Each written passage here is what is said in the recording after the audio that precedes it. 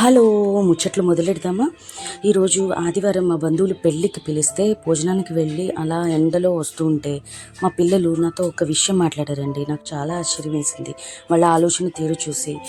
ఇంత ఎండగా ఉంది కదా మమ్మీ, మనము ఇంత అరగంట గంట ఉండడానికే బాధపడిపోతున్నాము, రోజంతా పనిచేసే వాళ్ళు ఎలా ఉంటున్నారు మమ్మీ అని వాళ్ళు అడిగితే నాకు వాళ్ళ ఆలోచన సరళి బాగా నచ్చింది. ఏదైనా చేద్దాం మమ్మీ, వాళ్ళకి ఏదైనా చేసి పంచుదాము అని చెప్పేసి వాళ్ళు అంటూ ఉంటే నాకు ఎంతో ముచ్చట వేసింది. అందుకే ఎంతో కొంతమందికైనా చల్లని మజ్జిగ చేసి వాళ్ళతో పంచి ఇస్తే వాళ్ళు సంతోషిస్తారని అలా మజ్జిగ కావాల్సినవన్నీ తెచ్చుకున్నాము. అలా పిల్లలతోనే చేయించాలని అనుకున్నానండి. ఎందుకంటే వాళ్ళతో పని చేయించడం వల్ల ఆ పనిలో ఉన్న లోటుపాట్లు వాళ్ళు తెలుసుకుంటారు, చేసే విధానం తెలుసుకుంటారు, అలాగే ఫలితాన్ని కూడా వాళ్ళు ఎంతో సంతోషంగా తీసుకుంటారు. అందుకని వాళ్ళతోనే చేయించాము. కరివేపాకు, అల్లం, అలాగే నిమ్మకాయ, అలాగే కొత్తిమీర ఇలా అన్నీ వేసి చక్కగా చల్లని మజ్జిగ తయారు చేసాము. ఇలా మజ్జిగ తయారైపోయిన తర్వాత పిల్లలు అంతా అది ప్యాక్ చేసేసుకొని ఒక క్యాన్లో మంటు టెండలో బయలుదేరాము.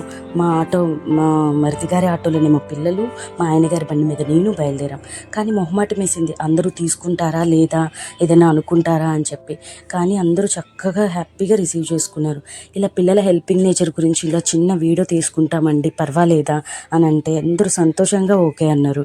వాళ్ళు పంచుతున్నప్పుడు, వాళ్ళు తీసుకుంటున్నప్పుడు వాళ్ళ ఆనందాన్ని, పిల్లల ముఖంలో ఉన్న ఆనందాన్ని అసలు వర్ణనాతీతం. వాళ్ళు ఎంతో సంతోషంగా చేశారు. వాళ్ళే ఇంకా ఎంతో ఎగ్జైట్మెంట్తో మమ్మీ అక్కడ ఉన్నారు, ఇక్కడ ఉన్నారు, అక్కడ పంచుదామా, ఇక్కడ పంచుదామా అని చెప్పి హ్యాపీగా రావడం నాకు చాలా ఆనందం వేసింది. ఒక్కొక్కరికి పంచిన తర్వాత వాళ్ళు పిల్లల్ని ఇచ్చిన బ్లెస్సింగ్స్ నాకు కడుపు నిండిపోయింది. ఇది చాలు జీవితానికి అనిపించింది.